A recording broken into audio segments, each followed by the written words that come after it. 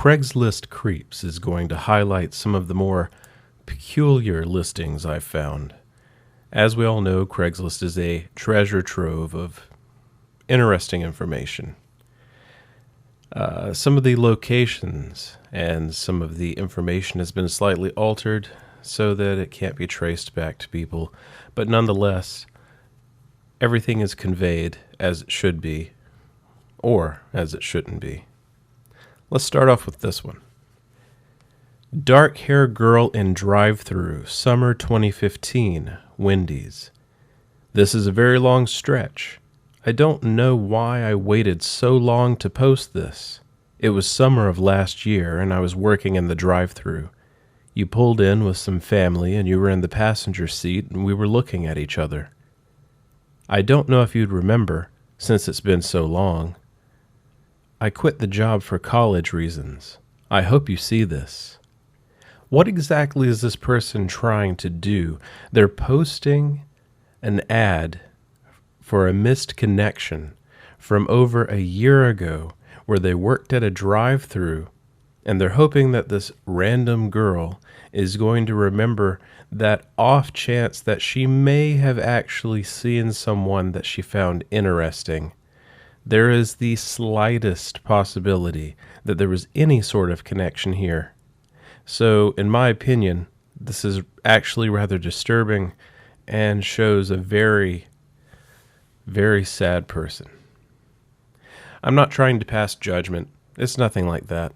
Humans are lonely. We want affection. It's typical. But trying to go about it in this manner, I wouldn't exactly say that it's the best way to go about things. This next one, broken together, looking for a partner, best friend, someone looking for a home and fresh start. We all have problems and flaws. If you're mature enough to realize it, and still a little crazy and want more, I'm a white male, very respectful and a little crazy sometimes. Let's be broken together. Thanks. Yes, nothing screams, wow, what a winner. I better reply, then let's be broken together. People have enough problems as it is without needing some stranger coming into their life, trying to wedge their way in and be a friend or more, or whatever this is trying to insinuate, and openly saying, hi, I'm broken. Please, let's be broken together. That sounds like a great idea.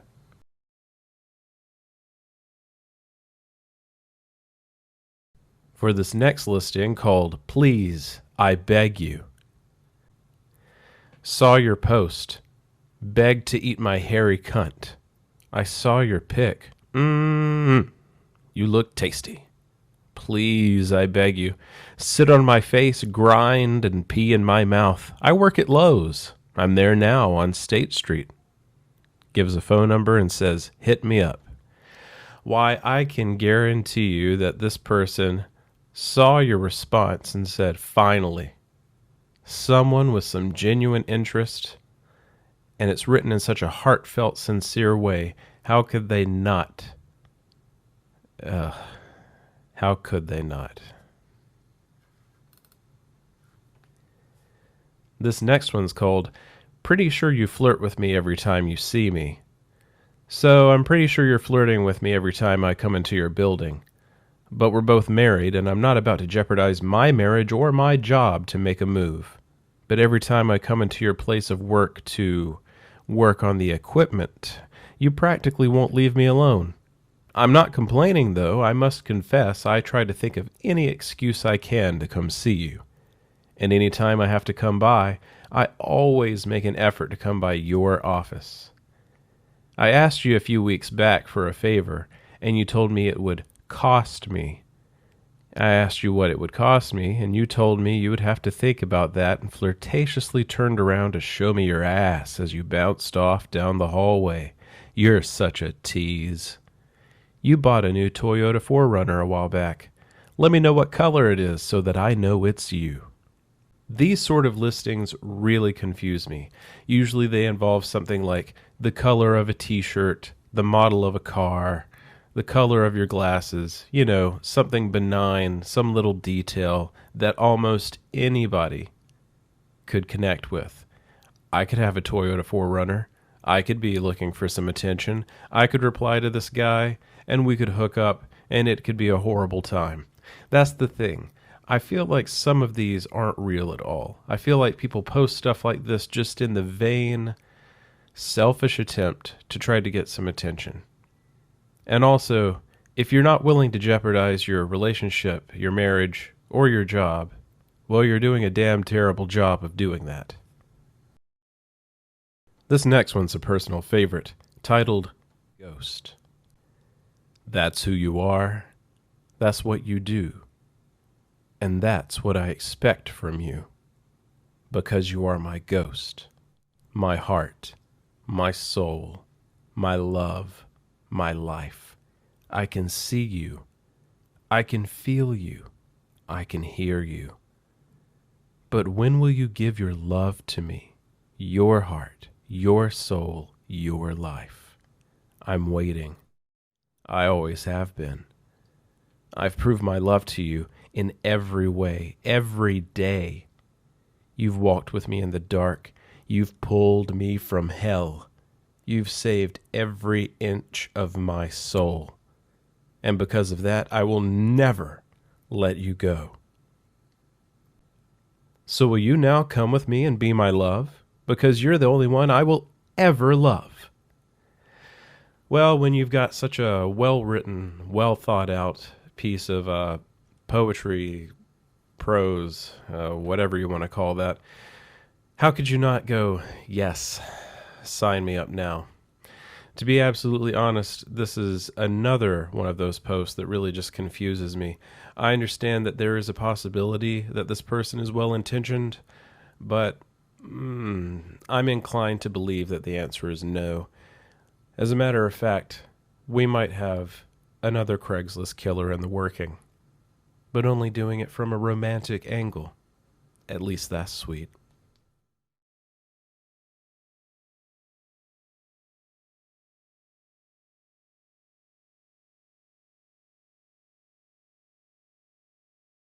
Hey guys, Median here. I know this is a short video, it's just a little bit of fun, but it's also a little creepy. This is the first installment of my Craigslist Creeps series, something I thought of a while back when I was searching over Craigslist for some stuff I was looking to purchase. And out of curiosity, I browsed the want ads, misconnections, people looking for casual encounters, things like that. You will find some of the most bizarre stuff on there. So without further ado, I'm going to be wrapping this up. But I want to send a shout out to all of my fans out there. Much love to all the MedIANites. Thank you. Please hit that subscribe. Please smash that like button. You can also click on the annotations to check out some of my other videos. I also have a Patreon available if you'd like to please contribute so that I can continue to bring you more quality content and continue to upgrade my setup. Once again, thank you very much. Look forward to entertaining you more in the very near future.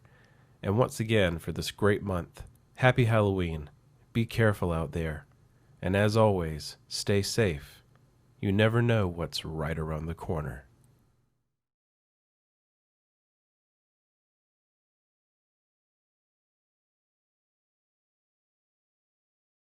And just as a little added bonus, this is something from the best of Craigslist, which is another great place to go if you want to entertain yourself. And this one gave me a hell of a laugh. So here we go.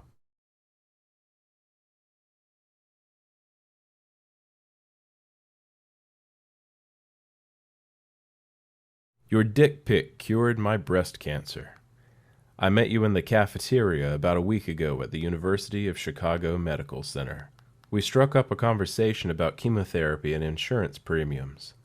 You spoke of your ailment of having Crohn's disease, and I spoke of my battle with breast cancer. You were slightly taller than me and had a sleeve arm tattoo, which I admitted liking. While we were talking, I began to tear up while informing you that my prognosis was elevated to stage 3, and that stage 4 means terminal. You were very attentive and held my hand as I explained my fears about it. As the conversation moved towards the weather and where we each respectively parked, you advised me to park in a different garage, one that I wasn't aware of and that was closer. Here, give me your number, you said. I'll text you with what it looks like. Without hesitation, I did, and really only with the expectation that I wouldn't have to walk so far.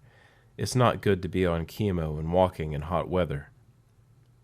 As we parted ways and left for the day, I got home and assumed you'd forgot to text me. However, as I set my phone down on the counter, suddenly it vibrated to an unknown number's text. When I opened up the text in my condo, which had dim lighting at the time, I saw a beautiful rod appear on my phone's screen. The glow shined on my face and penetrated my spirit. I really felt it change me.